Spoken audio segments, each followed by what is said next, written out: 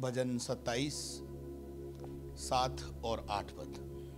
हे यहोवा, मेरा शब्द सुन, मैं पुकारता हूँ, तू मुझ पर अनुग्रह कर और मुझे उत्तर दे। तूने कहा है, मेरे दर्शन के खोजी हो, इसलिए मेरा मन तुझसे कहता है, ए यहोवा, तेरे दर्शन का मैं खोजी रहूंगा। आमीन।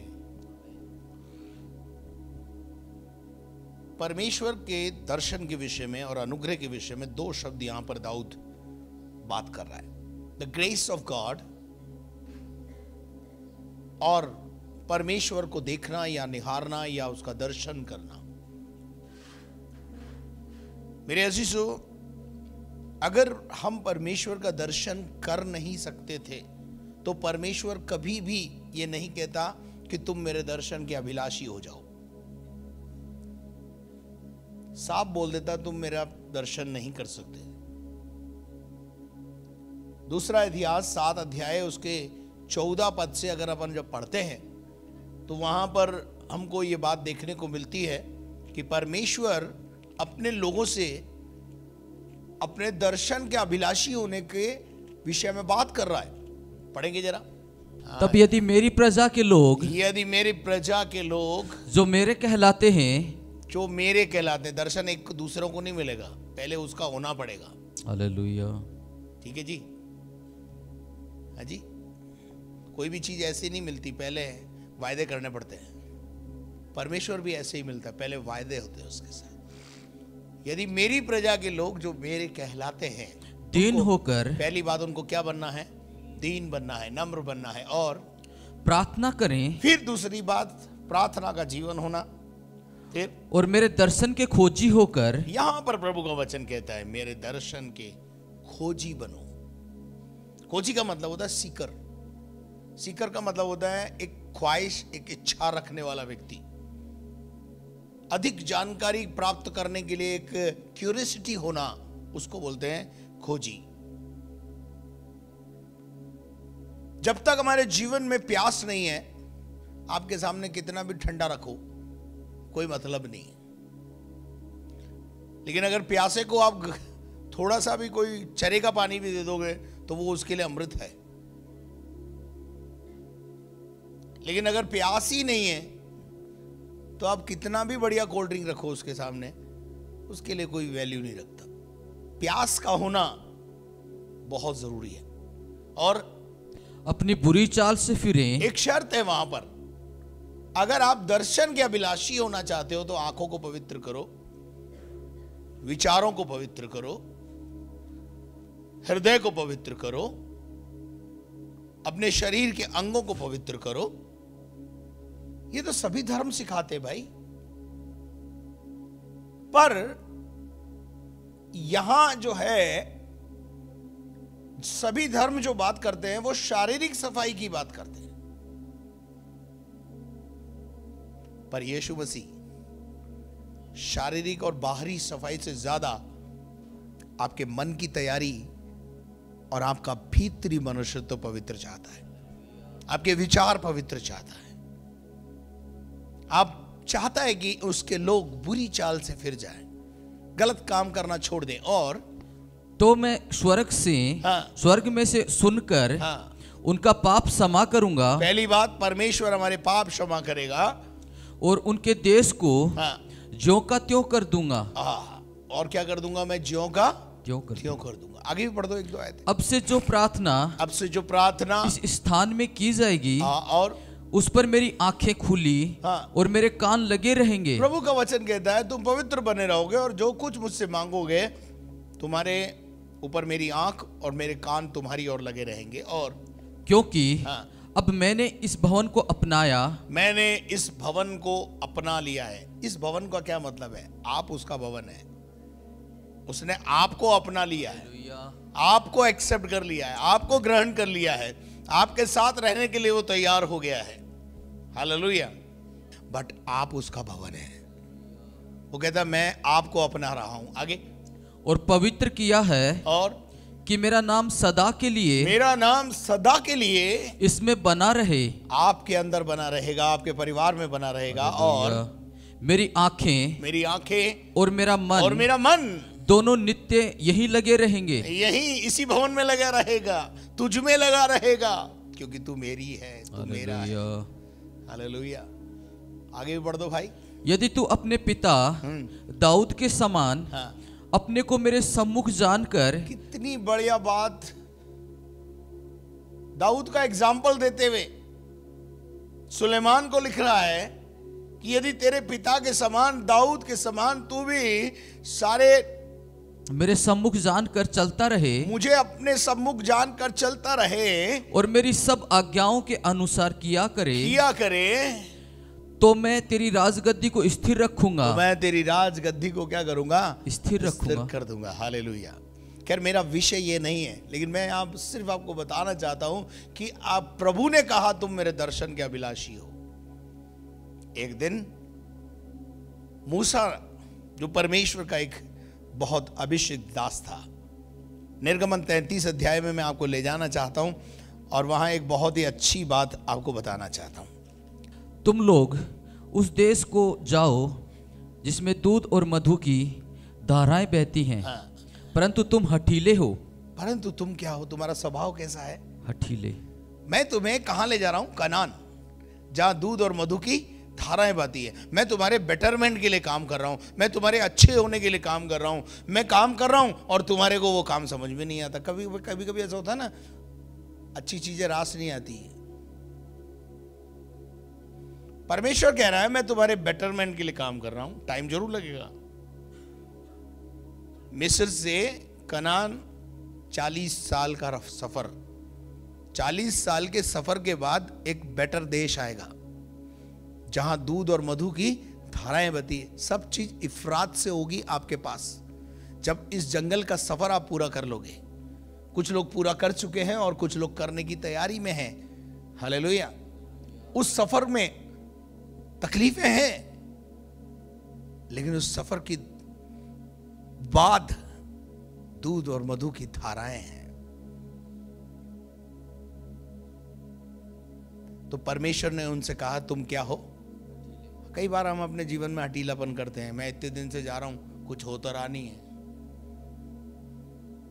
शैतान हमारे मन को कठोर करता है, क्यों जाना है, फालतू समय बर्बाद करना है, क्यों पेट्रोल जलाना है अपना। वो तो चाहता ही ये है कि आप नहीं जाओ। और परमेश्वर का स्वभाव है वो बिना ताए कुछ करता नहीं है। जब तक कि वो ये बात परख ना ले कि आपके मन में क्या है, आप उसे छोड़ तो नहीं जाओगे।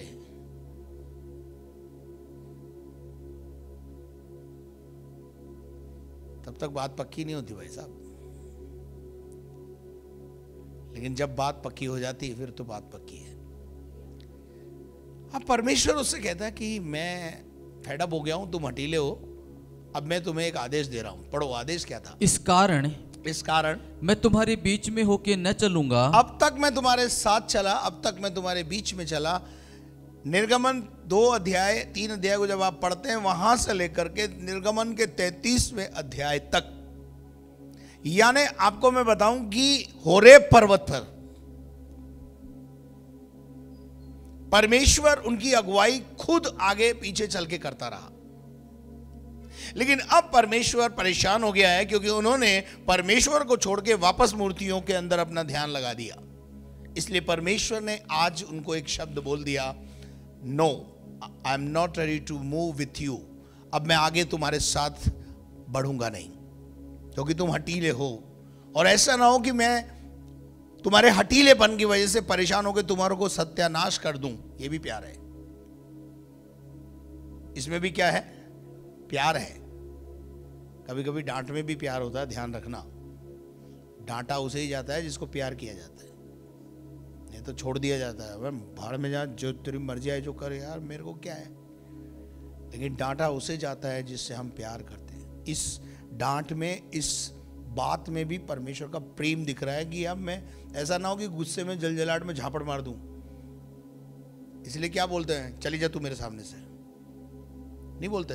पति लोग कई बार नहीं बोलते, तुम हट जाओ मेरे सामने से, हट जाओ, क्योंकि लफड़ा हो जाएगा बहुत। ऐसे खुदा भी बोल रहा है तू हट जाए मेरे से, मैं हट जाता हूं, तू नहीं हटती तो मैं हट जाता हूं। खुदा ने बोला कि मैं अब तुम्हारे साथ नहीं चलूंगा। ऐसा ना हो कि मैं मार्ग में तुम्हारा अंत कर डालूं। प्रभु नहीं चाहता आपको मारना, आप कैसे भी हैं आपको लेके चलना चाहता है। चलिए आगे क्या लिखा है। यह बुरा समाचार सुनकर, कैसा समाचार है ये, कैसा समाचार है ये? बुरा समाचार। खुदा हमारी अगुवाई ना करे, खुदा हमारे परिवार को ना लेके चले, खुदा हमारे साथ ना चले, खुदा हमारा मार्गदर्शन ना करे, ये समाचार कैसा है? बुरा है। आप यकीन करिए, जब मैं स्टेज पे चढ़ता हूं तो मैं खुदा को एक बात बोलता हूं, खुदा यदि तू मेरे साथ स्टेज पे ना चढ़े तो मेरा चढ़ना व्यर्थ हो जाएगा। हम यहोवा को साथ लिए फिरते हैं। हालेलुया। खुदा हमारे साथ ना रहे, ये बुरा समाचार है। और बाइबल बताती है ये बुरा समाचार सुनकर वे लोग विलाप करने लगे। क्या करने लगे? विलाप करने लगे। ये विलाप का विषय है, ये दुख का विषय है। और मूसा से परमेश्वर ने कहा आगे मैं इनको आगे नहीं लेके जाऊंगा, तू लेके जा, मैं तेरे साथ रहूंगा लेकिन तू इनको आगे लेके जा। लेकिन ये समाचार सुनकर के मूसा बहुत परेशान हो गया। और 12वें पद में वो क्या बोलता है, जरा वो सुनिए। मूसा ने यहोवा से कहा, मूसा ने यहोवा से कहा, सुन, तू मुझसे कहता है इन लोगों को ले चल, इन लोगों को लेके चल, परंतु ये नहीं बताया कि तू मेरे संग किसको भेजेगा, तू चलेगा या किसी और को भेजेगा। तो भी तूने कहा है तेरा नाम मेरे चित्त में बसा है, हाँ, और तुझ पर मेरे अनुग्रह की दृष्टि है। जैसे पौलुस को परमेश्वर ने कहा ना, पौलुस ने कई बार प्रार्थना की कि प्रभु ये प्याला टल जाए, ये कांटा निकल जाए, तो परमेश्वर ने उससे हमेशा एक बात की, मेरा अनुग्रह तेरे लिए काफी है। My grace is sufficient for you. My grace is sufficient for you. मेरी अनुग्रह की दृष्टि तेरे लिए काफी है। मैं तेरे साथ रहूं ना रहूं, मेरा अनुग्रह तेरे साथ रहेगा।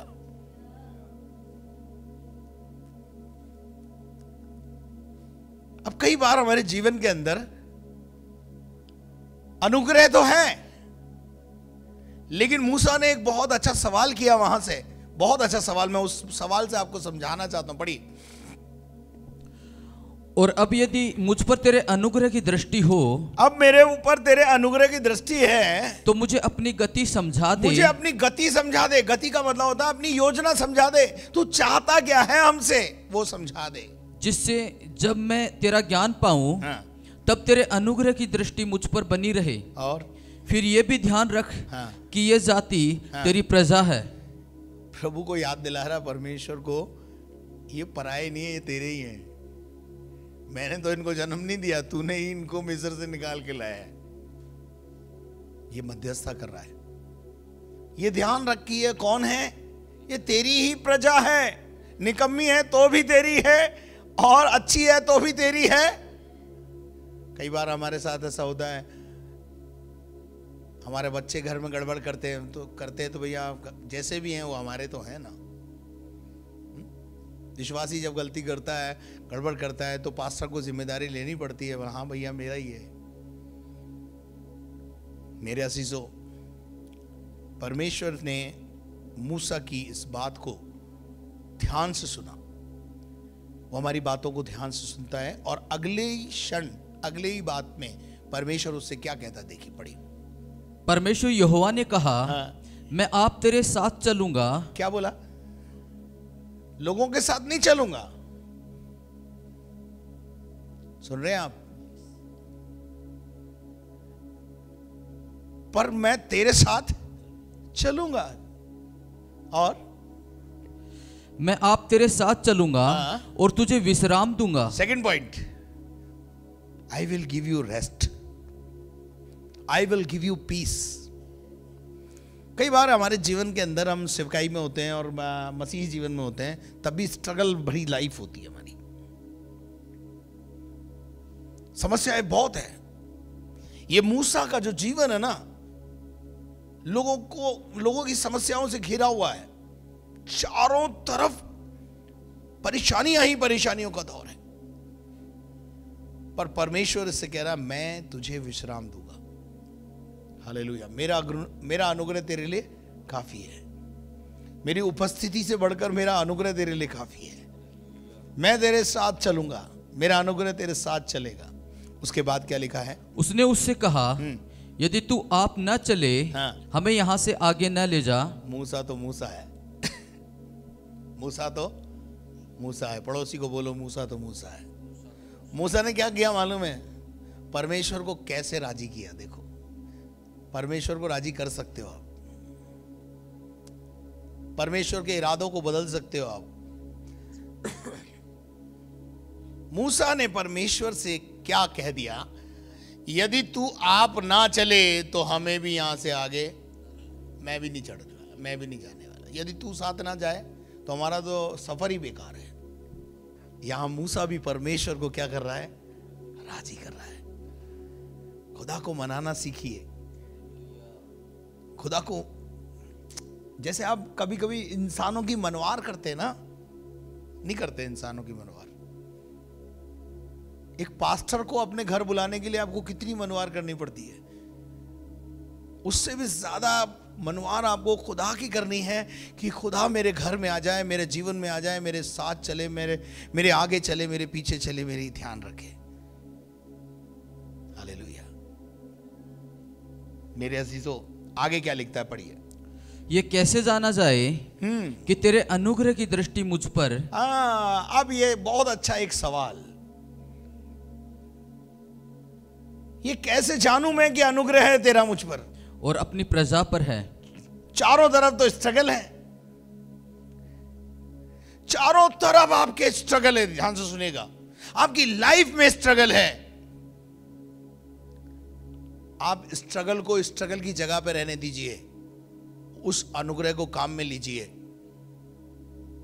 जो खुदा आपको देता है। हालेलुया। आप मुझे बताइए, इस दुनिया में कौन आदमी है जिसके पास स्ट्रगल नहीं है लाइफ में? मेरे अजीजों, स्ट्रगल आपकी लाइफ में हमेशा रहेगा, लेकिन एक बात जिंदगी में ध्यान रखना, स्ट्रगल के अंदर परमेश्वर का अनुग्रह काम करता रहेगा। पौलुस से परमेश्वर ने कहा कांटा तो नहीं हटेगा। क्या बोला? कई बार परमेश्वर कई चीजों को हटाता नहीं है, ध्यान रखना, नहीं हटाता है। आप एड़ी से चोटी का जोर लगा लो, नहीं हटाता तो नहीं हटाता। उसने टान लिया तो टान लिया, नहीं हटाता। घर में एक ने कांटा रखेगा ताकि तुम सीधे रहो, सारे कांटे हट जाएंगे, तुम फूल जाओगे। परमेश्वर ने पौलुस से कहा मेरा अनुग्रह तेरे लिए काफी है। पौलुस को क्या समस्या थी? आंख की बीमारी थी। पौलुस दूसरों के लिए प्रार्थना करता, अंधा देखने लग जावे। उसकी आंख, खुद की आंख तकलीफ में है। कैसे मालूम पड़ता है? बाइबल पढ़ते तो मालूम पड़ता है। पौलुस गलतियों की गलतियां को लिखता है, अरे तुम तो मुझसे इतना प्यार करते थे कि मेरी आंखों के दर्द को समझकर अपनी आंख डोनेट करने को तैयार थे। इसका मतलब उसको आंखों की प्रॉब्लम थी। अभी आंखों की प्रॉब्लम कब से हुई? दमिश्क के रास्ते पर यीशु मसीह से जब मुलाकात हुई, हो गई। क्योंकि उसका तेज जबरदस्त था। मूसा की एक प्रॉब्लम थी। मूसा ने बोला मैं हकला हूं और मेरे को तू लीडरशिप दे रहा है। आप मुझे एक बात बताइए, क्या खुदा के सामने उसकी, पौलुस की आंख को ठीक करना मुश्किल था? क्या हकले को जुबान देना मुश्किल था? जो करोड़ों लोगों को, अरबों लोगों को रोज जुबान देकर के पैदा करता है, क्या मूसा की जुबान को छूकर चंगा नहीं कर सकता था? पर मूसा ने जब कहा मैं हकला हूं, तो उसने ये नहीं बोला इधर आ तेरी जुबान मैं छू के चंगा करता हूं। हकले को ही रखना, हकला ही रहेगा लेकिन इस्तेमाल होगा। आपकी कमजोरी आपका बल बन जाएगी। आपकी कमजोरी आपका बल बन जाएगी, आपकी ताकत बन जाएगी।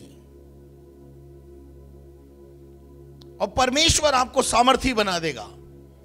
कभी कभी परमेश्वर हमको किसी चीजों के ऊपर निर्भरता सिखाता है। मूसा को परमेश्वर ने ठीक नहीं किया, बोला मेरा अनुग्रह तेरे लिए काफी है। आपको अनुग्रह चाहिए? हालेलुया। आगे पढ़ देना बेटा। क्या इससे नहीं कि तू हमारे संग चले, जिससे मैं और तेरी प्रजा के लोग पृथ्वी भर के सब लोगों से अलग ठहरे। हाँ, हम अलग ठहरे। आगे यहोवा ने मूसा से कहा, यहोवा ने मूसा से कहा, मैं ये काम भी जिसकी चर्चा तूने की है करूंगा, क्योंकि मेरे अनुग्रह की दृष्टि तुझ पर है और तेरा नाम, माई ग्रेस इज फॉर यू, मेरे अनुग्रह की दृष्टि तेरे ऊपर है, तू टेंशन मत कर। आगे, और तेरा नाम मेरे चित्त में बसा है। कहां बसा हुआ है तू? चित्त में। मूसा कहां बसा हुआ है? आप कहां बसे हुए हैं? परमेश्वर के चित्त में बसे हुए हैं। आपको परमेश्वर ने नाम लेके बुलाया है। इसका मतलब क्या है? वो हमारा नाम भी जानता है। जकई गुलर के पेड़ पे चढ़ा हुआ था, यीशु मसीह नीचे आया, खड़ा हो गया, बोला जकई नीचे आ। जकई का तो माथा घूम गया, बोले मेरा नाम कैसे जानता है? मैं तो पहली बार इसको मिल रहा हूं। आपको पता नहीं है आपकी हड्डियां किसने बनाई है, आपको पता नहीं है आपके हड्डियों पर मांस किसने चढ़ाया है, आपकी नसों को किसने बनाया है। वो आपकी रचनाकार है, उसने आपको रचा है, इसलिए वो आपको भी जानता है, आपके नाम को भी जानता है। हालेलुया। और उसके बाद क्या लिखा है बेटा?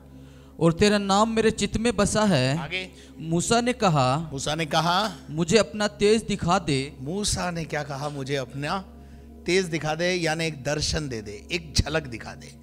उसने कहा, it is a very good desire, जो हमने दूसरा इतिहास 7 अध्याय के अंदर पढ़ा। यदि दर्शन के अभिलाषी होगे, अब मूसा काय का अभिलाषी दिख रहा है आपको, बताइए। मूसा उसके दर्शन का अभिलाषी है। पर परमेश्वर की एक समस्या है कि अगर मूसा मुझे डायरेक्ट देखेगा तो मर जाएगा, क्योंकि परमेश्वर को आप शरीर से नहीं देख सकते। आपको परमेश्वर को देखना है तो आत्मा में आना पड़ेगा, क्योंकि परमेश्वर आत्मा है।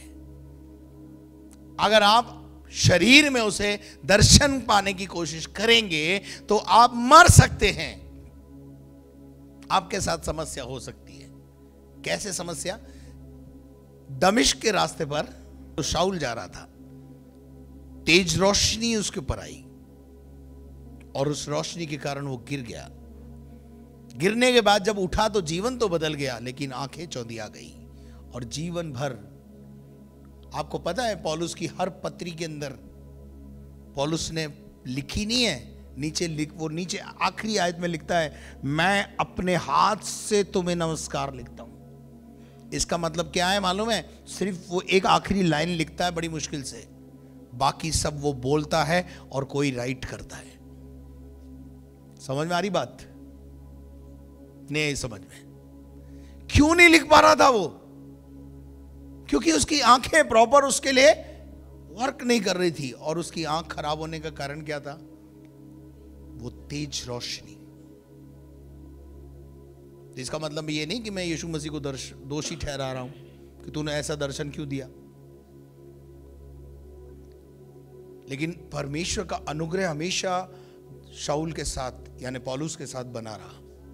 और पौलुस ने जो लिखा, वो क्या लिखा कि आज भी जब हम पढ़ते हैं तो मजा आ जाता है। आता कि नहीं आता है? अगर पौलुस नए नियम की 4 गॉस्पल के बाद अगर पौलुस की पत्रियां ना हो तो गॉस्पल कैसा लगेगा?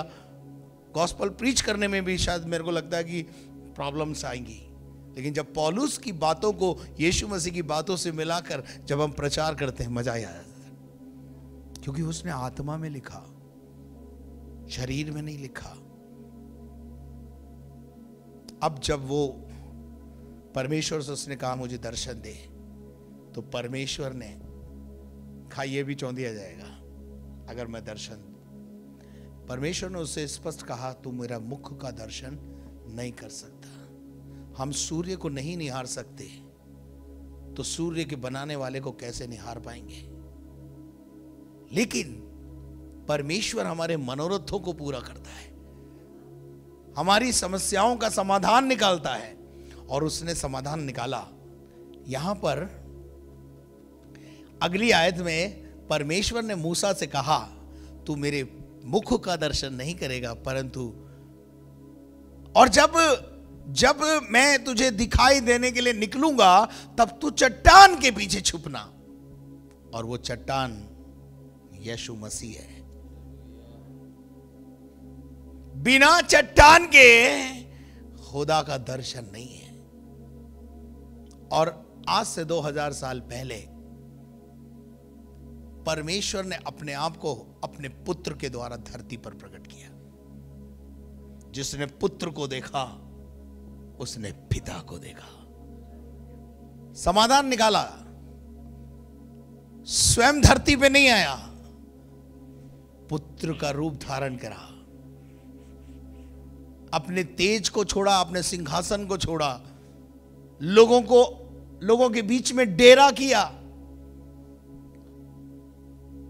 आपको पता है ना, धनवान और लाजर की कहानी में एक बात थी कि प्रभु यहां से कोई जाएगा, क्या बोला, यहां से यानी स्वर्ग से कोई जाएगा तो वो मन फिरा लेंगे। और प्रभु यीशु मसीह स्वर्ग छोड़कर धरती पर आया। किसके लिए? मेरे और आपके लिए। मैं और आप परमेश्वर को देखना चाहते हैं? बाइबल में लिखा है जिसने पुत्र को देखा उसने पिता को देखा है। यीशु मसीह ने अपने देह के दिनों में कई बार बोला आओ मैं तुम्हें पिता से मिला देता हूं। यीशु मसीह का इस दुनिया में आने का उद्देश्य यही था, टूटा हुआ पिता के साथ जो रिश्ता है उसको जोड़ दे।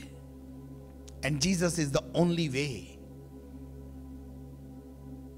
मेरे अजीजों, दाऊद ने उस अनुग्रह को मांगा, मूसा ने उस अनुग्रह को मांगा। दाऊद ने दर्शन का अभिलाषी होकर बात की, मूसा ने भी दर्शन अभिलाषी बनकर के बात की। मैं आपके सामने एक प्रश्न रखना चाहता हूं, क्या आप परमेश्वर को देखना चाहते हैं? क्या आप परमेश्वर को देखना चाहते हैं? परम ईश्वर की बात कर रहा हूं मैं। And if you want to see परम ईश्वर,